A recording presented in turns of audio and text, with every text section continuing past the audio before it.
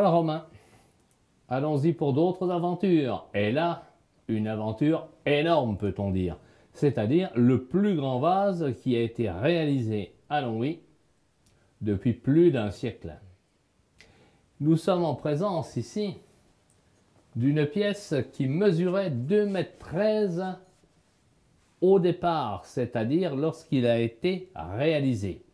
Donc à Saint-Jean-l'Aigle, on s'est fait une spécialité de ces grands vases et je suis moi-même très passionné par la réalisation de pièces monumentales. On le sait par les sculptures que je fais pour les façades de mairie, pour les jardins, et tout ce qui est l'environnemental, on va dire. Et là, nous avons voulu tester un nouveau four à bois parce que nous cuisons ces pièces-là avec un four à bois comme par le passé.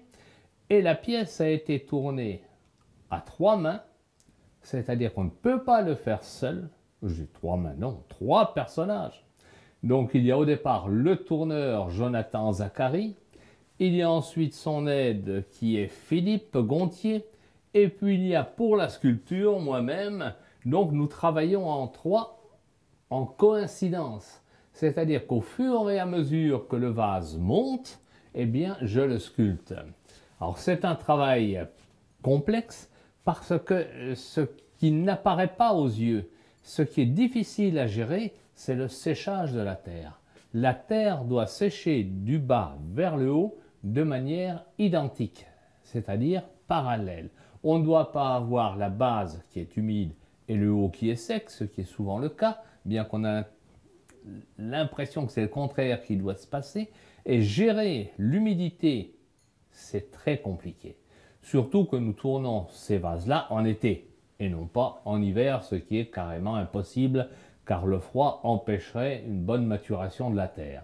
Donc il faut des argiles que l'on prépare spécialement, des argiles extrêmement résistantes et il faut bien sûr une idée de départ. L'idée ici était de s'intéresser à Bernard Palissy. Bernard Palissy qui est l'immense potier céramiste, l'immense faïencier que la France a connu au XVIe siècle. Et nous avons voulu travailler comme lui a travaillé en son temps, c'est-à-dire sans outils. Tout a été fait entièrement à la main, tout a été sculpté avec les pouces, et puis ensuite l'émaillage a été fait comme lui le faisait en son temps, c'est-à-dire avec des matériaux qui se vitrifient, mais des matériaux extrêmement simples, car il n'y avait pas de chimie à l'époque. Il n'y avait pas de produits complexes. Donc on a utilisé uniquement des matériaux naturels qui se vitrifient à un feu aux alentours de 1000 degrés. Alors ces fours sont des fours assez complexes à manipuler puisque la cuisson va durer plus de 3 jours de chauffe et plus de 15 jours de refroidissement. Donc à partir du moment où on commence à fabriquer la pièce et le moment où la pièce est terminée, mais il se passe plus d'1 mois et demi. Le séchage de la pièce est extrêmement long aussi. Donc il y a des complications qui s'ajoutent les unes sur les autres. Et lorsque l'on parle de savoir-faire, d'excellence, d'entreprise du patrimoine vivant, eh bien nous sommes en plein dans ce cursus. Former aussi des jeunes dans ce domaine-là, leur apprendre comment se travaille cette terre, comment se monte un vase aussi haut, ça n'est pas simple. Il faut au départ commencer à le dessiner, commencer à avoir des idées sur la décoration, qu'est-ce que l'on va apporter dessus, dans le jeu des volutes, dans le jeu des colorations également.